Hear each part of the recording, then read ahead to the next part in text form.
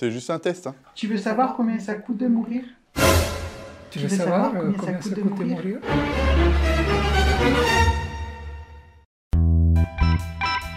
Voyez. Alors, de toute éternité, toute l'humanité a peur de la mort. C'est un peu normal. Alors la mort, bien sûr, nul ne connaît le jour ni l'heure de sa mort. Il faut la considérer, essayer de la considérer tranquillement.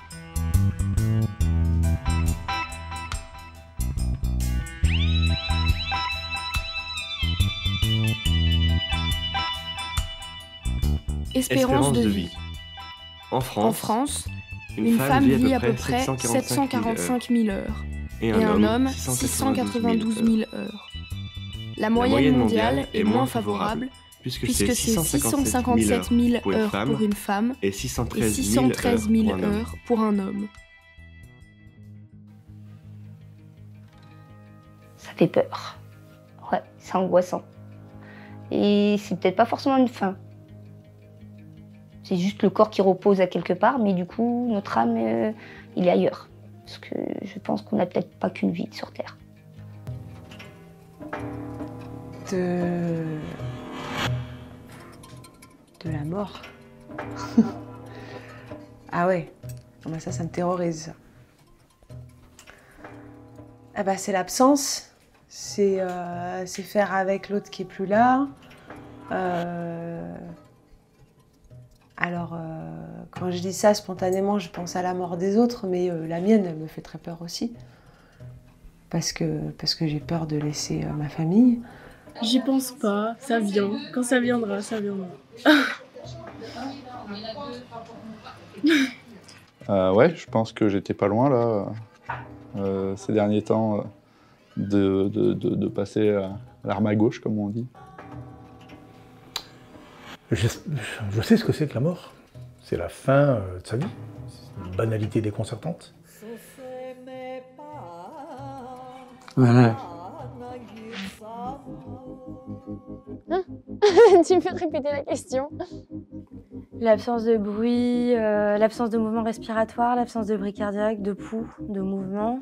Moi, souvent, je peux faire les yeux aussi. Vérifier voilà, qu'il n'y ait pas de réaction au niveau des pupilles. Bon, c'est vrai que la plupart du temps, c'est plutôt l'absence de mouvement respiratoire et de pouls. Quand le cœur il bat plus, c'est comme ça qu'on dit que la personne elle est morte, mais elle existe toujours un peu. Il y a ma mamie qui est en train de se dégrader petit à petit et qui a une maladie incurable. J'ai jamais eu quelqu'un de très proche de mort. Au niveau croyance, je suis un peu perdue, je sais pas trop ce que je crois.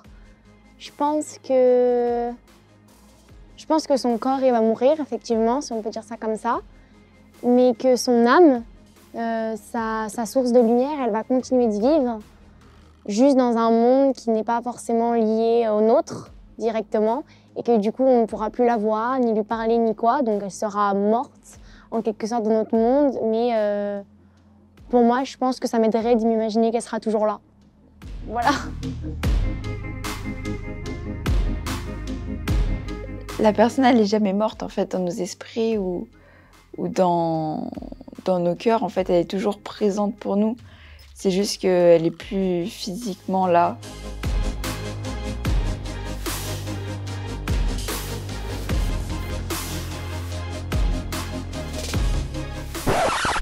C'est pas une antenne, ouais. C'est un symbole, ouais. Symbole de croix.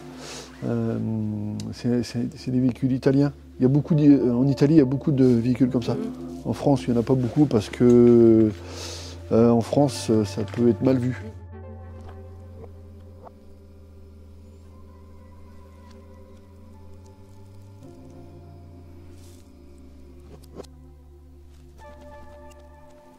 Voilà, ensuite, là, donc c'est quand on arrive soit à l'église, soit au cimetière. Voilà, le cercueil est posé sur le catafalque.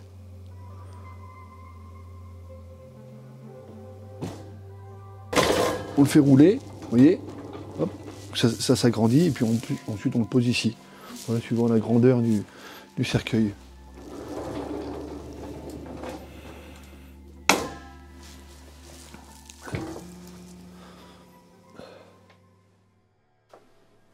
C'est quoi la mort?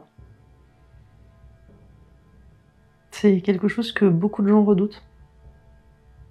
C'est quelque chose auquel j'ai un rapport assez particulier, je pense. J'ai eu beaucoup de décès dans ma famille. Et je peux pas dire qu'on s'habitue parce que c'est pas vrai. Mais après, on la voit différemment, je pense, la mort. Et j'ai pas peur de ma propre mort. Enfin, je peux pas dire que j'ai pas peur de la mort des autres, par contre. Tout dépend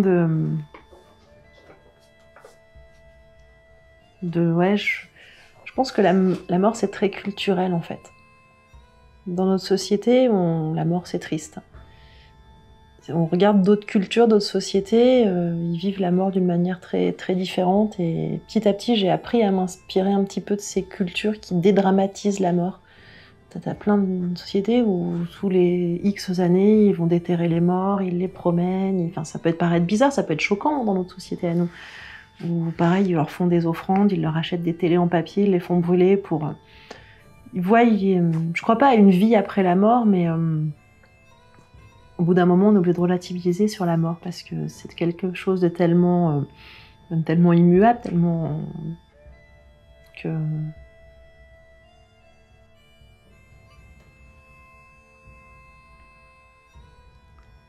C'est quoi la mort? C'est quoi la mort? Eh ben...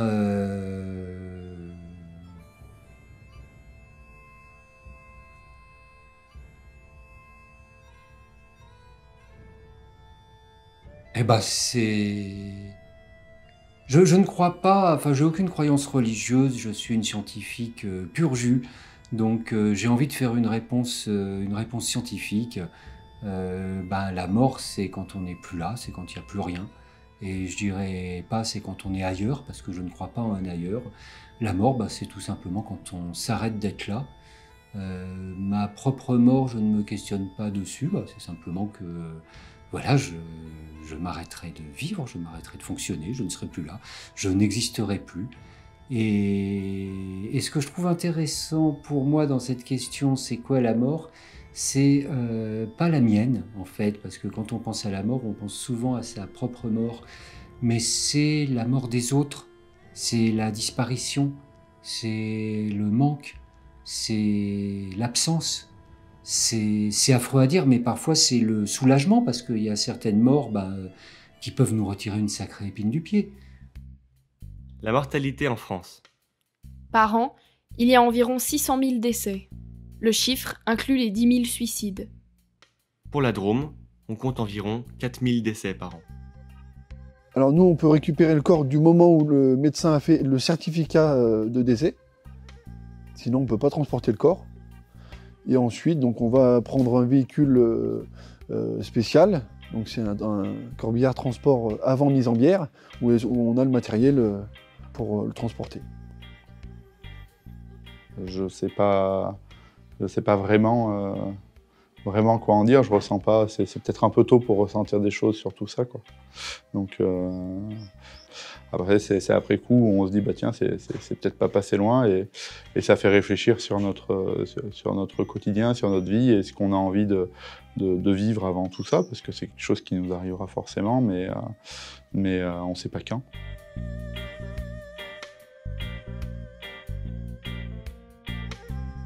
Aujourd'hui, après une longues années de réflexion, je pense que la mort, c'est un passage quelque part. Je pense que la vie, alors par comparaison à la mort, la vie c'est l'initiation, c'est apprendre quelque chose, s'enrichir, Et la mort, c'est une déconnexion de cet état, en fait, pour rentrer dans autre chose que je suis incapable de définir. Chacun s'en fera sa propre idée. Mais voilà, pour moi, la mort, c'est pas une fin. Je refuse, en tous les cas, de le penser. Et ça m'aide peut-être à exister, mais je connais des gens qui ont cette conviction qu'ils vont finir un jour leur existence terrienne pour aller nulle part. Moi, je me refuse à ça. Donc la mort, c'est comme au cinéma, hein. C'est la fin du film et on passe au deuxième épisode. En France, le cercueil est obligatoire. Il y a différentes tailles de cercueils. Alors ces cercueils-là, ça va être les cercueils, on va dire, standards. C'est les cercueils qu'on va passer le plus souvent parce qu'il y a plus de gens qui font entre 1m70 et 1m80. Et ensuite, on a ces gammes de cercueils qui sont un peu plus grands et un peu plus larges pour les personnes qui sont plus grandes et un peu plus corpulentes.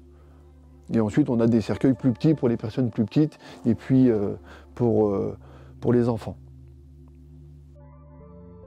J'ai une histoire très mignonne sur la mort où mon petit garçon avait un beau t-shirt, venait d'avoir un beau t-shirt. Et je lui ai dit « Ah, il est merveilleux ce t-shirt !» Comme moi-même, j'aurais aimé avoir ce t-shirt, quoi.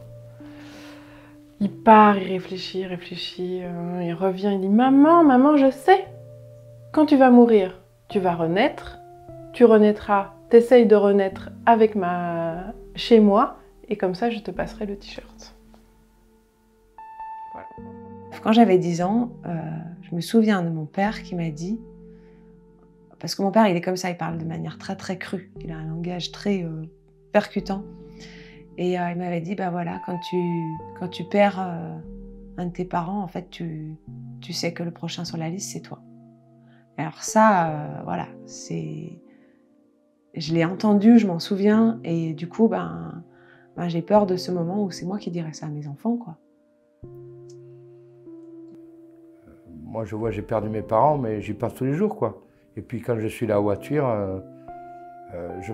tous les jours à table ou quoi que ce soit, ou le matin quand je me lève, je pense à mes parents et je me dis, mes parents étaient contents de voir ce que j'ai fait, de ce qu'ils m'ont donné, quoi. J'ai un grand-père qui est mort, ma soeur et moi, on n'a pas pu le voir en fin de vie pour lui dire au revoir quand il est mort. Ce qui s'est passé, c'est que ma soeur et moi, on était dans la pièce, dans le salon, donc il y avait une porte noire. Je l'ai vu, ma soeur aussi, c'est pour ça que du coup je suis pas folle. On a vu une ombre, son apparence, une ombre blanche, et on est sûr que c'est lui qui est passé nous dire au revoir, quoi. Donc comme quoi, voilà, il y a un corps qui part, mais il y a autre chose qui reste, quoi. Voilà. J'ai failli y passer il y a 2 ans, parce qu'on la génétique fait que on m'a transmis des mauvais vaisseaux sanguins. Donc, moi, en fait, un jour, un professeur de lycée m'a posé la question « De quoi avez-vous peur ?» Et du coup, comme je te dis, je réfléchis énormément et je me suis posé la question « De quoi ai-je peur ?» On pense tout de suite à la mort, on pense à la mort de soi, à la mort des autres. Je dis non, moi j'ai juste peur de mon imagination. La mort, c'est entre guillemets, c'est plutôt une libération. C'est-à-dire qu'actuellement, la vie, elle n'est pas très simple. Beaucoup de stress, de choses comme ça. On se complique beaucoup la vie. Mais personnellement, la mort, j'en ai pas peur. Elle peut venir demain, je l'attends. Ni avec joie, ni avec peur, ni avec dédain. Voilà, moi, je reste quand même un scientifique. Et pour moi, la mort, c'est juste l'arrêt d'un système circulatoire qui va faire que, en fait, par contre, mon corps va servir de substrat à d'autres organismes et qui vont continuer à faire évoluer la vie sur notre planète. Vous savez, quand on vous montre à la télé des films, on sort. Mais c'est ça à peu près, on vit ça, quoi. Le schéma d'acheminement vers la mort, c'est pour tout le monde, c'est le même. Il y a un processus qui se passe de colorimétrie, d'environnement. Pour tout ce qu'on discute, c'est tous le même. Question très délicate. J'y suis passé pas très loin. Je suis passé un passage au début d'année où j'étais entre la vie et la mort. La mort, c'est difficilement explicable. C'est pas effroyable comme on peut le penser. C'est pas compliqué non plus à y aller. Tout dépend des circonstances dans lesquelles ça se passe. Aujourd'hui, la mort, pour moi, c'est quelque chose qui peut apporter d'autres choses. Voilà. J'ai plus l'appréhension comme quelqu'un qui a peur de mourir au quotidien. Je l'ai vécu, je suis resté en arrêt cardiaque à un moment. Il y a des phases qui se passent pendant ce temps-là qui sont compliquées quand on revient à la vie. Et aujourd'hui, j'appréhende plus la mort comme j'aurais pu l'appréhender avant de vivre ce que j'ai vécu. La mort, c'est quelque chose où, quand on y est, on se laisse aller, on se sent bien. Point barre.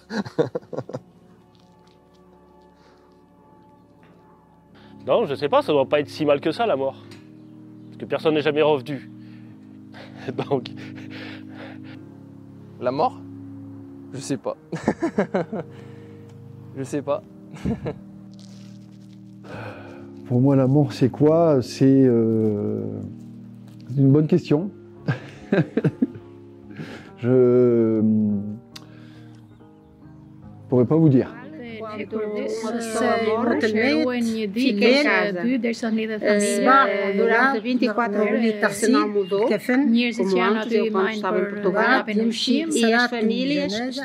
Tunisie, si le mort est mort le soir, le matin, on va l'enterrer le matin, ou après l'Asr, c'est vers 2h.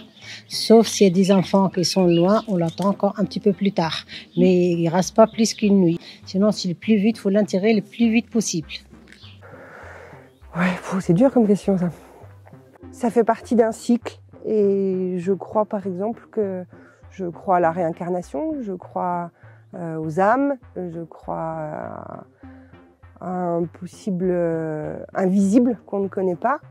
Et toutes les expériences de mort imminente par exemple ramènent à cette idée que c'est une transformation, une transmutation. Ça, je sais jamais. Je sais pas, ça. C'est qu'est-ce qui se passe après la mort? Moi, je pense qu'il y a l'Al-Jannah, il y a le paradis, il y a l'enfer. Alors, nous, on sait aller au paradis, on travaille la prière, le sadaqa, on fait des choses. On ne sait pas après qu'est-ce qui va. On peut pas savoir avant si on va au paradis ou l'enfer. On ne sait pas qu'est-ce qui se passe après la mort.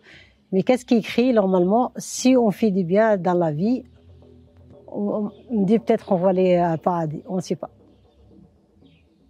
Je crois, oui, je crois. Je crois que quand on meurt, quand on va mourir, je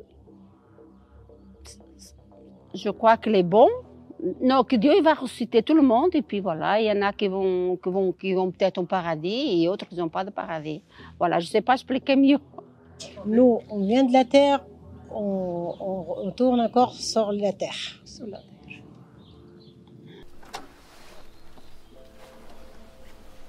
Là, ce sont donc des salons funéraires où les personnes restent environ 3 à 4 jours. Parfois, il y a un code quand la famille souhaite que ce soit que sur code et qu'il n'y ait pas des gens qui ne connaissent pas la personne puissent rentrer. Ils peuvent mettre des fleurs, mettre des photos, mettre de la musique et des diaporamas aussi sur l'écran. Les portes s'ouvrent automatiquement de 9h à 19h. Et en dehors de ces horaires, la famille a un code extérieur. Les portugais, ils vont veiller le corps. Donc ils vont rester très très longtemps. Donc il y en a même qui vont rester la nuit, d'autres la journée. Mais ça dépend un peu des religions, des rites, des cultes. Enfin, ça dépend de tout. Mais il y a même des familles qui sont déjà passées une nuit à côté de leurs défunts. C'est possible aussi. Hein. Au Portugal, la personne, le mort, il restait à la maison.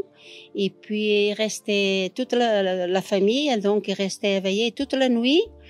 Et il se remplaçait. Mais il y avait toujours quelqu'un à côté de défunt.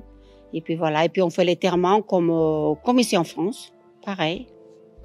Nous, on n'enterre pas dans les cercueils, sauf dans des cas spéciaux. Si quelqu'un il a fait un accident, qu'il est abîmé ou la hémorragie ou quelque chose comme ça, là, les gens qui vont rentrer pour les laver, pour faire les toilettes, là, ils disent qu'on peut ouvrir ou non. S'ils voient qu'il vraiment on peut pas, ils disent il faut les laisser comme ça.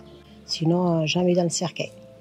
On amène le mort, si c'est pas loin, sur les épaules, il y a des hommes qui vont plus vite. Si le sunna comme ça, aller plus vite jusqu'à la mosquée ou jusqu'à le cimetière pour faire la salat al-janaza.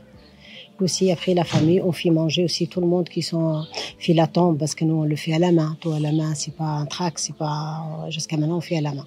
Chez nous, voilà, dans mon village, on fait à la main, creuser à la main. Ce qui était dur pendant le Covid, c'est qu'on était obligé de faire des mises en bière immédiates sur le lieu de décès. Donc, par exemple, à l'hôpital, on était obligé d'amener le cercueil, faire la mise en bière et fermer le cercueil. Donc, ça veut dire que les familles ne pouvaient pas se recueillir après auprès de leurs défunts. Et là, c'est le laboratoire. Donc, c'est là où on prépare les défunts. Donc, vous avez en fait la thanato qui va venir ici et qui va préparer le défunt, l'habiller. Ici, vous avez la chambre froide. Le jour du départ, on va mettre la personne en bière. On l'a représentée en salon en bière. Et ensuite, on va fermer le cercueil avec la famille pour partir.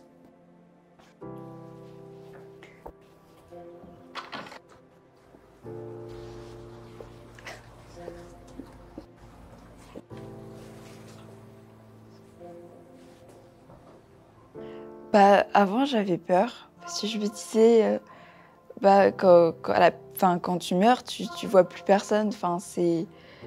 J'ai même pas d'idée de la mort, en fait, parce qu'on peut pas vraiment savoir ce qui se passe après la mort, mais en fait, c'est l'inconnu.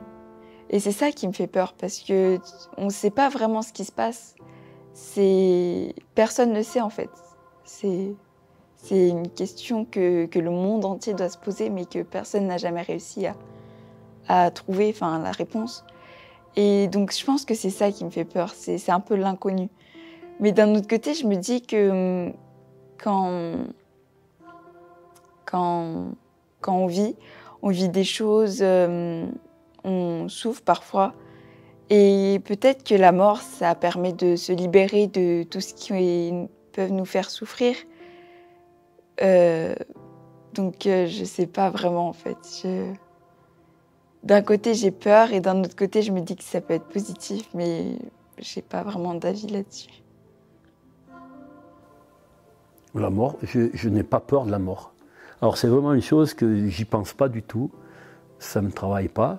Mais avec l'accident je suis passé pas loin, mais non, c'est pas tabou, quoi. C'est un discours qu'on peut avoir tous les jours, j'en parlerai. Je n'ai pas peur de la mort. Voilà. Non. Non, je n'ai pas peur de la mort. Je n'ai pas peur de la mort. Non, j'ai pas peur de la mort. Je n'ai pas peur de la mort et j'ai une intuition que c'est pas fini. C'est pas un moment qui termine. Moi, j'ai pas peur de la mort. Je sais qu'on est né pour mourir, mais ce que j'ai peur, c'est de souffrir, de beaucoup souffrir pour mourir. Moi, c'est pas la mort comme ça qui m'interpelle tant, c'est la déchéance. Je trouve qu'on a de la chance sans doute de pouvoir utiliser des soins palliatifs. Ouais, c'est ce qui me fait le plus peur, quoi. La dépendance, la perte d'autonomie. Non, je n'ai pas peur de la mort parce que je sais qu'il s'écrit, c'est le destin, s'écrit depuis l'enfant, le bébé dans le ventre de sa maman à 4 mois, s'écrit quel endroit il va mourir et quel jour et quelle date. Alors on n'a pas peur, je sais qu'il s'écrit. Alors quand ça arrive, l'heure, ça arrive. Ça peut être un accident, ça peut être quelque chose d'autre, mais s'écrit. Alors ça, c'est juste ce qu'on dit, l'asbab, ça veut dire le destin, c'est tout. C'est qu'aujourd'hui, on est dans une culture occidentale où depuis très longtemps, la mort est tabou. Je pense que c'est même bon signe d'avoir peur de la mort. Quelque part, c'est quelque chose de rationnel. Parce que si aucun humain n'aurait aucune crainte de la mort, l'évolution aurait vite supprimé notre espèce de toute manière. C'est un peu l'objectif de tout être vivant, c'est de grandir pour se reproduire, élever les jeunes et ensuite partir à son tour. Donc non, la mort, on va éviter quand même. Je sais qu'il y a trois moments difficiles. Donc c'est la fermeture de cercueil, où là vraiment les gens, pour eux, ils se disent ça y est, c'est fini, on le verra plus, c'est la dernière fois. Et puis c'est vrai que c'est un moment où des fois il y a des personnes qui craquent à ce moment-là. Moi je sais que j'aime bien accompagner mes familles jusqu'à ce moment-là, jusqu'au départ en fait. Après t'en as un autre moment où c'est l'adieu qu'on dit par exemple à l'église, ou même à une cérémonie civile. C'est là où tout le monde repasse sur le cercueil, fait un dernier geste. Là, c'est un moment aussi assez douloureux parce que c'est toujours pareil, hein, c'est la dernière fois qu'on touche le cercueil. Et le dernier où c'est difficile aussi, c'est quand le cercueil est déjà en bière, où là, les gens vont encore faire un dernier geste, par exemple jeter des pétales, lui dire adieu une dernière fois avant que la terre recouvre ou que le caveau se referme. Donc c'est vraiment les 3 moments du deuil, de l'enterrement qui est difficile. Avez suivi la foi et moi-même serré, vous qui avez porté votre croix comme un jour, et qui m'avez suivi dans la foi, venez jouir des couronnes célestes.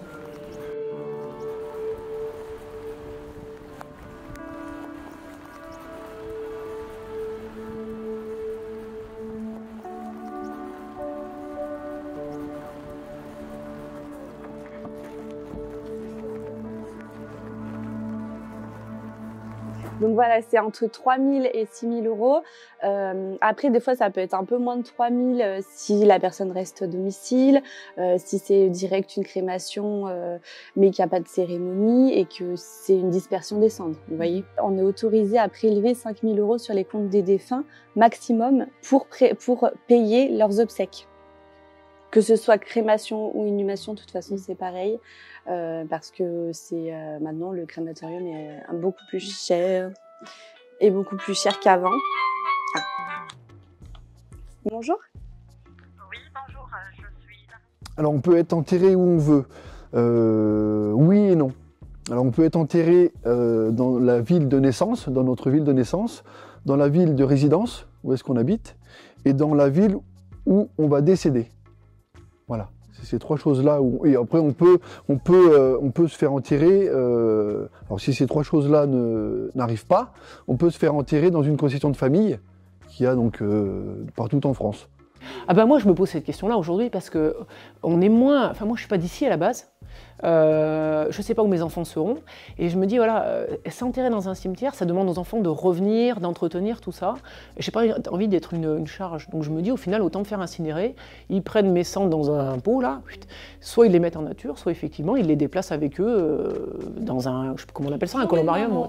Voilà. Non, mais après, il met un columbarium ou dans un cimetière spécialisé, là où ils sont. C'est-à-dire que si ma fille, elle se retrouve dans le Nord, et ben, elle m'a avec elle dans le cimetière à côté de chez elle, quoi. Mais moi, je suis pas... Ouais, je pense qu'on est moins figé qu'à une époque sur cette mort-là, quoi.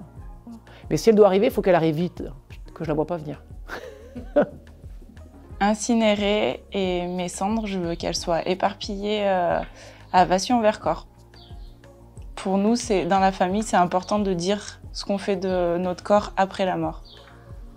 J'aimerais pouvoir envisager ma mort de la manière que je veux. Par exemple, je sais que je peux demander au préfet si j'ai le droit d'être enterré sur mon terrain. Il a le droit de refuser, mais il peut accepter.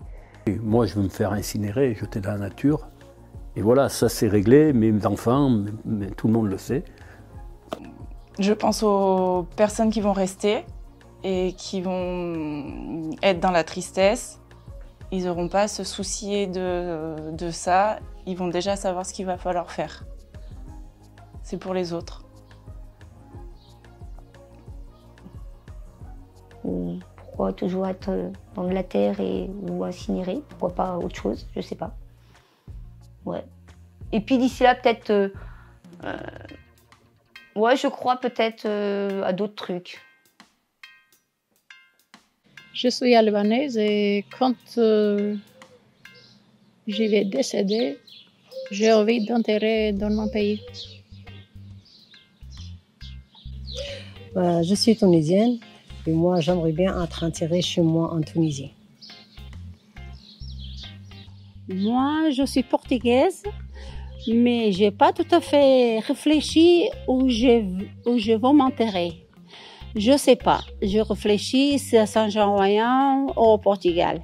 J'ai tellement aimé ce pays que je suis en train de réfléchir.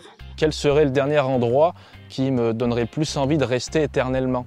Et c'est ça la question dont j'ai un peu de mal à répondre encore, mais d'un côté qui me rassure, tant que j'ai pas la réponse. Enfin, je me dis, je voudrais partir dans la nature, aller mourir comme un animal sauvage, et qu'on laisse mon corps, voilà, comme ça, à la limite. Mais ouais, Je me pose des questions voilà, sur ça. Et si ça pouvait être le plus simple possible, moi, ça me plairait plus. La loi dit, enfin comment vous expliquer, en fait si tu gardes l'urne chez toi, l'urne de ta famille chez toi, et que tu t'entends pas avec ton cousin, il peut pas venir se recueillir chez toi. Donc du coup, ça fait des conflits, etc. Donc du coup, c'est interdit de faire ça. Allô? On côtoie beaucoup des personnes qui sont décédées, mais elles ne nous parlent pas malheureusement. Donc on ne sait pas ce qu'elles ressentent, mais en tous les cas, quand on va chercher les défunts, eh bien on a l'impression qu'ils sont libérés, détendus. Alors ce qui peut nous dire que peut-être qu'ils ont plus mal nulle part, peut-être qu'ils sont bien. Ça, on ne le saura, enfin on ne le sait pas à l'heure actuelle, mais c'est que des idées, c'est que des choses qu'on voit. Donc ça peut peut-être aussi nous réconforter pour nous dire, eh bien, voilà, la personne est décédée, mais voilà, elle a l'air apaisée, elle a l'air détendue, bien. Donc après, est-ce qu'elle est partie ailleurs? En tout cas, le corps est toujours là, mais voilà, est-ce que son âme est partie ailleurs, au paradis? Voilà.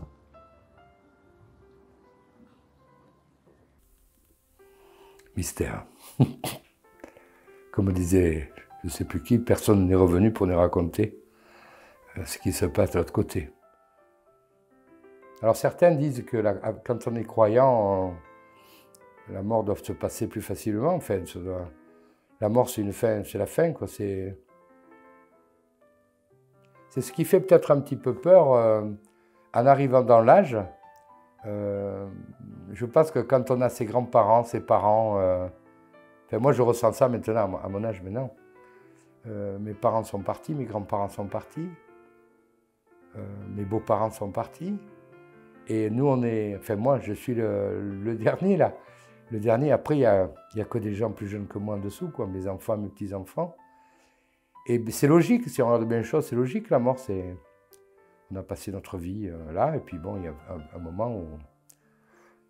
Mais bon, on ne sait pas, je ne sais pas. Pour moi, c'est rien, enfin, c'est le néant, quoi. Mais après, c'est encore une fois vraiment une question de croyance. Mais moi, je pense en fait que après ma mort, bah, c'est fini, quoi.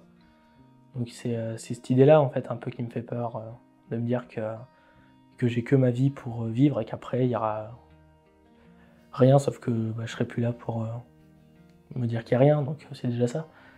Waouh.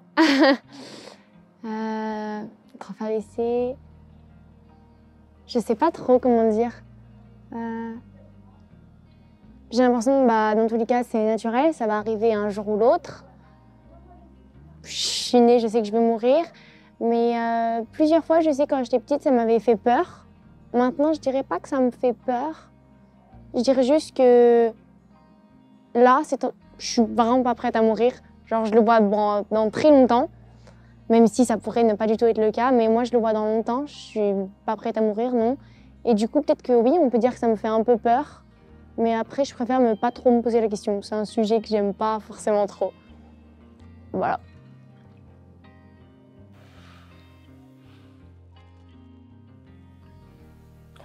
Oh, je dirais... Ouais, ce serait mentir que de dire non. Mais parce que je pense que je suis encore dans mes bonnes années et que j'espère que ça n'arrivera pas tout de suite. J'ai pas peur de la mort, j'ai peur du vide que ça laisse ensuite après. C'est deux opposés. Donc on peut proposer les assurances en cas de vie où là, si tu es vivant au terme, eh bien, tu récoltes ton argent avec les intérêts ou pas.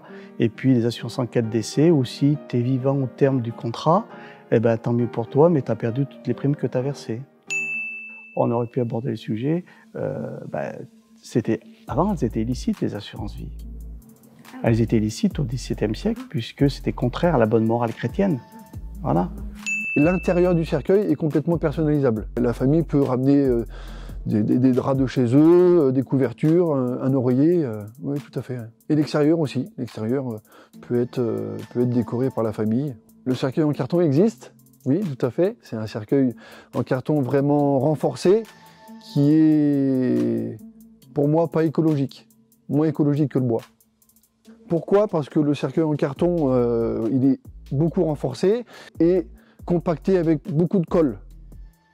Et la colle, c'est chimique. Le cercueil en carton, on peut s'en servir pour l'inhumation et pour la crémation. D'accord? Et donc un cercueil en carton qui est beaucoup renforcé avec de la colle, qui va donc au crématorium, bah forcément il va dégager de la fumée et voilà. C'est vrai qu'en France, on est bloqué par pas mal de lois quand même. Aux États-Unis, je sais qu'il y a plein de choses qui se font. Par exemple, enterrer des urnes dans le jardin pour qu'un arbre pousse. Ici, c'est interdit. À chaque fois, on ne s'endurcit pas. On ne s'y prépare pas. Voilà, même si on y pense. On y pense parce qu'on voit la personne partir tout doucement et glisser tout doucement ou brutalement vers la fin de vie. Mais à chaque fois, c'est problématique quand même. On m'apprend que sa maman elle est alitée et que c'est la fin. C'est la fin et je rentre il m'accompagne pour aller dans la chambre de sa maman. Alors lui, j'ai vu dans ses traits qu'il était très, très éprouvé. Et puis sa maman, effectivement, elle était en train de partir. Et moi, je tenais dans sa maman dans mes bras. Elle est partie comme ça, tranquillement. Après, on a fait le nécessaire pour appeler le docteur et puis l'infirmière et puis prévenir le centre social. Voilà. Pourquoi ça existe? Parce que si on était immortel, au bout d'un moment, on s'ennuierait. Mais alors clairement, je pense que c'est ça qui fait de la valeur à la vie, c'est qu'elle a une fin.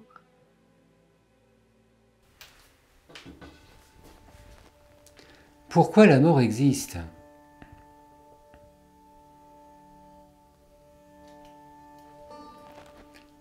Pourquoi la mort existe? Pourquoi la vie est éphémère?